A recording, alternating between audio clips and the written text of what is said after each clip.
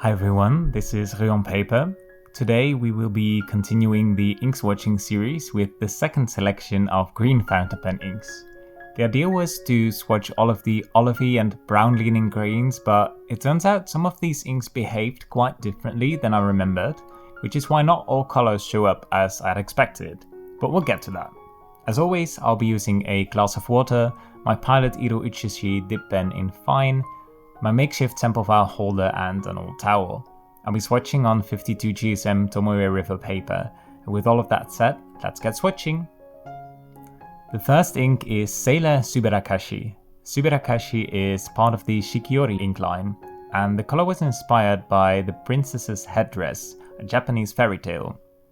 It's a very dark green, so dark that it looks almost black. It has quite a bit of black sheen as well. The next ink is Diamine Salamander.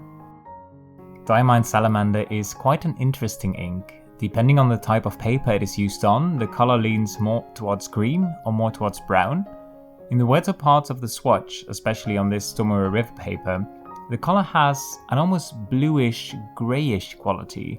It develops a little rim of sheen, but not much. Then we have Sailor Waka-uguisu. Named after the Japanese bush warbler, Waka-uguisu is also part of the Shikiori line of inks. Waka-uguisu is a warm, medium green that has some nice shading going on. I like how the color isn't overly saturated. It looks quite saturated on this page because of the browner leaning inks, but compared to the first set of greens I swatched, this ink is a little more subdued. Rohrer and Klingner Alt-goldgrün is well loved for its beautiful deep olive green color and its shading. On top of that, it is very well behaved.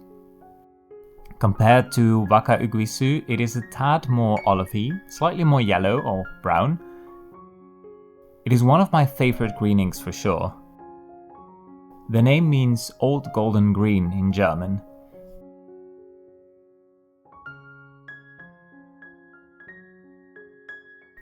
The next ink is Robert Oster Crocodile Green. Crocodile Green does that same thing as Diamine Salamander, where big pools of ink dry down to a cooler, darker shade than the base color. I may have applied too much ink to the page because you don't see the base color too well. It's a medium olive green. Compared to Alt-goldgrün, it's another small step away from green, being a bit more on the yellow side. It has a bit of black sheen around the edges of the wettest parts, but that won't really show up in writing. Then we have Diamine Sugar Snap. Sugar Snap was introduced in last year's Purple Ink Fan calendar. It's a shimmer ink. The base is a medium yellow-green, a bit more on the unsaturated side. The ink has a silver shimmer, which gives the ink a frosty, wintry look. Sugar Snap also has a nice bit of shading. It's definitely not a boring ink to write with. Robert Oster Candied Mint is another shimmer ink. Candied Mint is part of Robert Oster's holiday season line of inks. The base color is an earthy olive green, definitely green but with strong undertones of both yellow and brown. The shimmer is silver, which is fitting for the Candied Mint aesthetic. Personally, I think this ink would also have been really nice with a gold shimmer.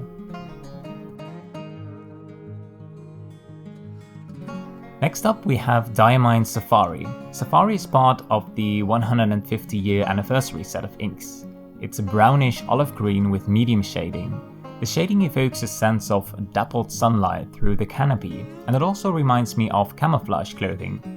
Diamine Safari has a bit of black sheen, which I think is a gorgeous combination with the color of the ink. Herbin Vert Olive, or olive green, definitely stands out in this group of inks. It's a yellow-leaning olive green, yes, but it's substantially lighter than all of the other inks. In the lighter parts of the swatch, the color seems almost yellow, but in the darker areas the color shades more towards green. Like a lot of Herbin inks, I found this one to be on the drier side. The name of our next ink perfectly fits its color. Robert Oster Muddy Grass is a brown-leaning olive green, like a mixture of grass and mud. The color resembles the base color of Robert Oster Candied Mint a lot, although the absence of the silver shimmer makes the color appear a bit warmer. Muddy Grass is a bit less saturated than Diamine Safari, but like Diamine Safari, it displays quite a bit of shading. Sailor Shirakashi is an interesting ink. Shirakashi, named after the bamboo leaf oak tree, is part of the Sailor Manyo line. The base color is an unsaturated olive green, so unsaturated it might appear brown or grey. The ink shades to a bluish darker green, and those areas develop a rim of red sheen. And then we have Sailor Yurameku Sukigokoro. This ink is interesting in that it appears quite blue when wet, but it turns a bit greener as it dries. I find the color to be quite similar to Shirakashi, perhaps a bit more brown leaning.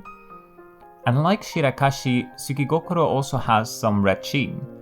In hindsight, I think this ink would have benefited from a bigger swatch with more contrast between the darker and lighter or wetter and drier areas of the swatch, in order to really appreciate the subtle shades of green, brown and even blue.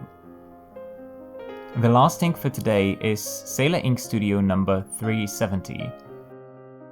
Number 370 from the Ink Studio line is a lighter, unsaturated brownish green. What I like about this ink is that it reminds me a bit of the lighter areas of inks such as Sailor Shirakashi or Sukigokoro. The ink doesn't shade dramatically and it has no sheen. For some that may take away some interesting qualities the aforementioned inks have, but maybe it's exactly what you're looking for. And that's it, another 13 green inks. From these colors, Rohrer and Klingner Alt-goldgrün is definitely my favorite.